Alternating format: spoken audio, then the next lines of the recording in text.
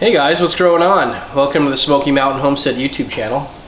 Today I'm doing a kind of a fun video. My family is visiting back home in Arizona, and I will admit I've gotten a little bit homesick, for the family, and then also missing a few things from my home state. One of the best things about moving from Arizona is that I made a lot of really good friends there, especially in the gardening world. And one of the really good friends that I've made is Alan over at Queen Creek Tropicals, and I went over there every mulberry season, and he would share the mulberries that were growing on his large trees. And one of the trees that I always loved was he called it the Australian green or white shatoot, king shatoot mulberry tree. It's these long, slender mulberries that, until they are like super ripe, they're green. Once they become like ultimately ripe, they're a little bit more on the white side with a tint of green. I got one from him right before I moved. It was one of the last trees I planted when I was in Queen Creek.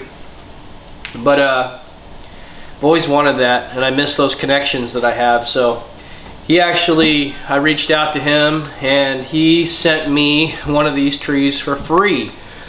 So I just want to say thanks, Alan and Queen Creek Tropicals. This is an awesome gift.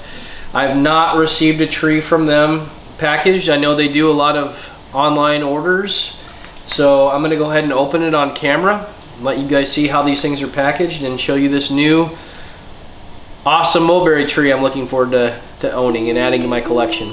So thanks again.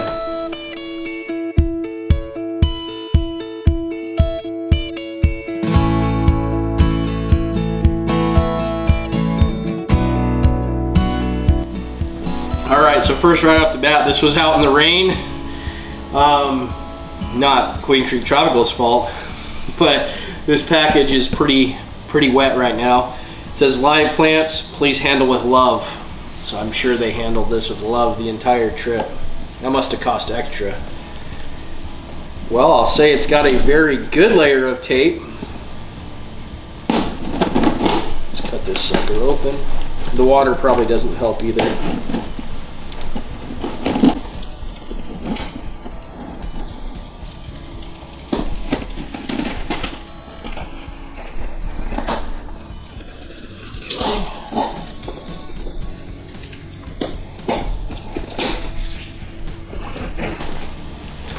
Alright, so this thing's wrapped in a lot of towels. That's awesome.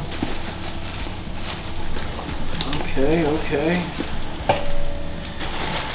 Wow. Okay. So let me get this down. And it looks like he included something else that I'm excited about.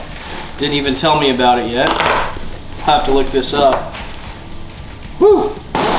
That's a funky mess.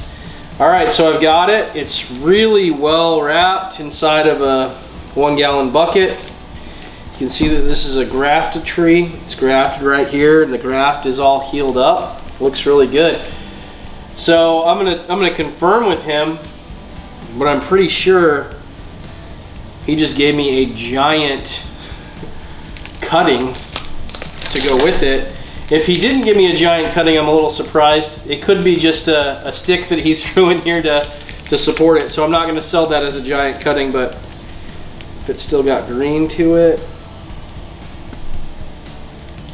it does. So I'm thinking this might be a cutting from the tree. I'll ask him.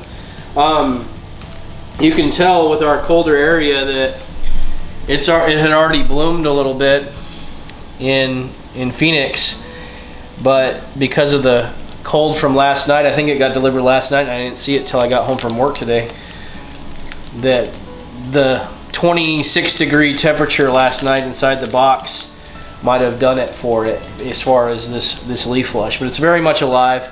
Very thankful for this, and I will do a video of me planting it shortly. Alright, thanks. Alright, so now we're past what I would consider the last of the frosts that we're gonna get. If we get some, they're just gonna be very minor. So it's time to put this thing in the ground. So we're gonna make sure that we take advantage of all the roots that it's got. Put it down in there, Jackson. I need to probably put more soil because it goes a little too deep. Yep. So put a little more in. Or hold on. We're gonna do the smart thing, and we're gonna put it in where it needs to go so the roots get buried.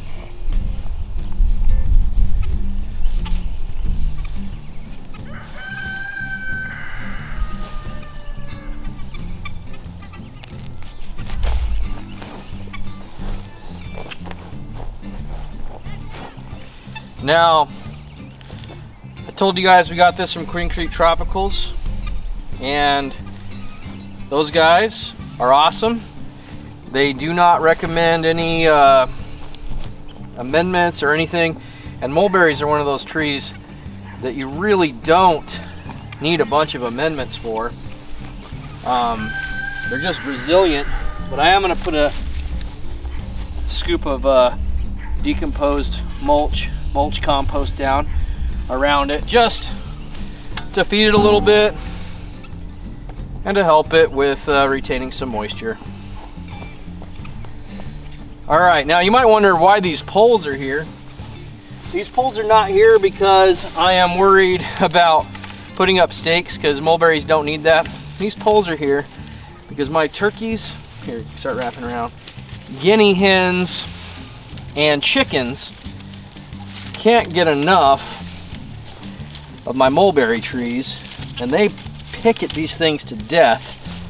So we're gonna just put this around as a deterrent, and we won't bother you, and we're zip tying it up, but we're just putting it around as a deterrent to help protect this thing and give it a good shot. All right, so thanks again, Queen Creek Tropicals. Thanks for the viewers for watching this video.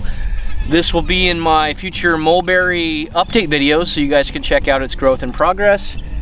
We're extremely happy about it, so we'll catch you on our next episode. Subscribe, and we'll see you around.